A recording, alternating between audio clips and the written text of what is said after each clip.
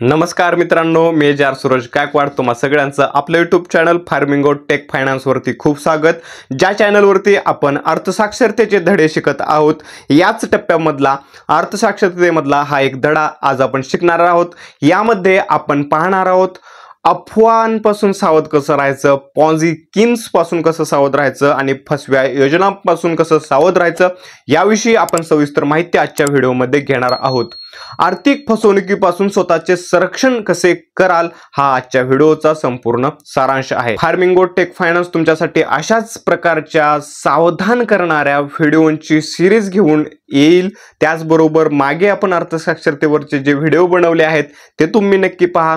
Share market ही पाहणार आहोत, गुंतवणूक ही पाहणार आहोत, त्याचबरोबर म्युच्युअल फंड ही पाहणार आहोत। कुठलीही योजना आपण सोडणार नाही, परंतु सावकाशपणे आपण आपल्या चॅनलला ग्रो करत आहोत। त्यासाठी तुमची आम्हाला मदत करणं फक्त सबस्क्राइबचं बटन दाबा, बेल आयकॉनवर क्लिक करा आणि आम्हाला सपोर्ट करा। आज आपल्या देशात पॉन्झी स्कीम्स, बनावट गुंतवणूक योजना आणि फसव्या लोकांनी अनेकांना गंडवलं आहे। शेतकरी, मजूर आणि सामान्य माणूस, शहरी भागामधला मध्यमवर्गीय कुटुंब यांच्या मेहनतीच्या पैशावर डल्ला मारला जातो। पण काळजी करू नका, आजच्या या व्हिडिओत आपण शिकणार आहोत आर्थिक साक्षर माणूस म्हणून कशी काळजी घ्याल, जेणेकरून अशा फसवणुकीपासून स्वतःचं आणि कुटुंबाचं संरक्षण करू शकाल। पहिला उपाय आहे गुंतवणुकीच्या योजनांची पडताळणी करा। बऱ्याचदा पॉन्झी स्कीम्स कमी वेळात दुप्पट पैसे किंवा 100% परतावा असे आकर्षक वचन देतात, पण सावधान राहा।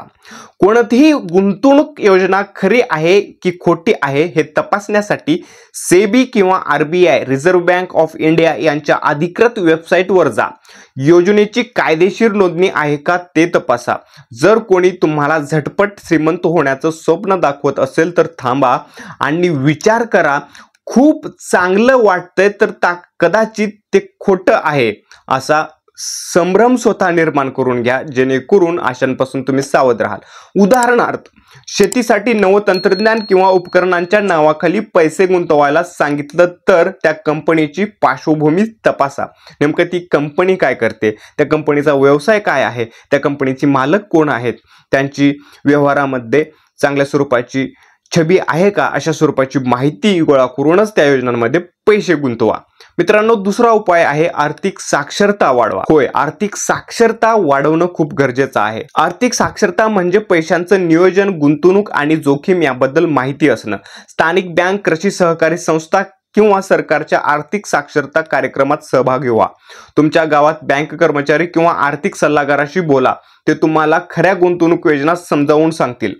तसंच बजेट बनवा। तुमच्या शेतीचं उत्पन्न किंवा तुमचं वार्षिक उत्पन्न यांचा खर्च यांची नोंद ठेवा, जेणेकरून फसव्या योजनांवर पैसे वाया घालणार नाहीत। उदाहरणार्थ, शेतीसाठी तंत्रज्ञान किंवा ड्रोन यंत्र खरेदी करायचं असेल तर सरकारच्या सबसिडी योजनांचा लाभ घ्या। बनावट कंपन्यांपासून सावध राहा। मित्रांनो, तिसरा उपाय आहे बनावट जाहिराती आणि अफवांपासून आपण सावध राहिलं पाहिजे। आजकाल व्हॉट्सअप, फेसबुक किंवा यूट्यूबवर झटपट श्रीमंत व्हा अशा जाहिराती दिसतात। अशा जाहिरातींवर विश्वास ठेवण्याआधी त्यांची सत्यता तपासा। जर कोणी तुम्हाला फोनवर किंवा मेसेजवर पैसे गुंतवायला सांगत असेल तर थेट नकार द्या। तुमच्या गावात कोणी अमुक योजना दुप्पट पैसे देईल अशी अफवा पसरवत असेल तर ती खरी आहे का, खोटी आहे हे बँकेत जाऊन तपासा। एखाद्या आर्थिक सल्लागाराचा या ठिकाणी फायदा करून घ्या, त्याची मदत घ्या। शेतीसाठी तंत्रज्ञान किंवा बियाण्यांच्या नावाखाली फसवणूक होऊ शकते, त्यामुळे फक्त विश्वासार्ह कंपन्यांसोबतच व्यवहार करा। चौथा उपाय काय आहे, कायदेशीर कारवाई आणि सतर्कता। यामध्ये तुम्हाला करायचं काय आहे तर जर तुम्हाला कोणी फसवत असेल किंवा फसवणुकीची शंका असेल तर घाबरू नका। तात्काळ स्थानिक पोलीस स्टेशन किंवा ग्राहक संरक्षण मंच यांच्याशी संपर्क करा। फसवणूक करणाऱ्या व्यक्ती किंवा कंपनीच्या विरोधात तक्रार नोंदवा। तुमचे बँक खाते, आधार कार्ड किंवा इतर वैयक्तिक माहिती अजिबात कोणालाही शेअर करू नका। शेतीसाठी कर्ज किंवा तंत्रज्ञान खरेदी करताना फक्त बँक किंवा सरकार मान्य संस्थांवर विश्वास ठेवा। एखाद्या गुंतवणूक योजनेमध्ये, ठेव योजनेमध्ये तुम्हाला पैसे ठेवायचे आहेत आणि ही जर योजना बँकेतर असेल, इतर ठिकाणची असेल, तर ते 1000 वेळेस तपासा. विश्वासार्हता आहे का त्या ठिकाणी ते तपासा. तसं नसेल तर सरळ आपल्या बँकेमध्ये एफडी मध्ये पैसे ठेवा किंवा शेअर मार्केट सारख्या ठिकाणी, म्युच्युअल फंड सारख्या ठिकाणी अभ्यास करून आणि आर्थिक सल्लागाराची सल्ला घेऊनच आपण त्या ठिकाणी गुंतवणूक करा.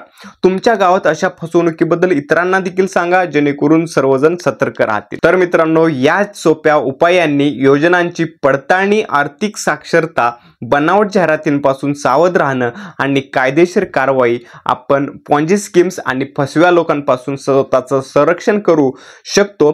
तुमच्या मेहनतीच्या पैशांचं रक्षण करणं ही तुमची सर्वस्वी जबाबदारी आहे. चला आजपासून आर्थिक साक्षर होऊया आणि आपलं भविष्य सुरक्षित करूया. हा व्हिडिओ आवडला असेल तर लाईक करा, शेअर करा आणि आमच्या फार्मिंगो टेक फायनान्स चॅनलला नक्की सबस्क्राईब करा. आणि हा व्हिडिओ संपूर्ण पाहिल्याबद्दल खूप खूप धन्यवाद. भेटूया नवीन व्हिडिओमध्ये. धन्यवाद.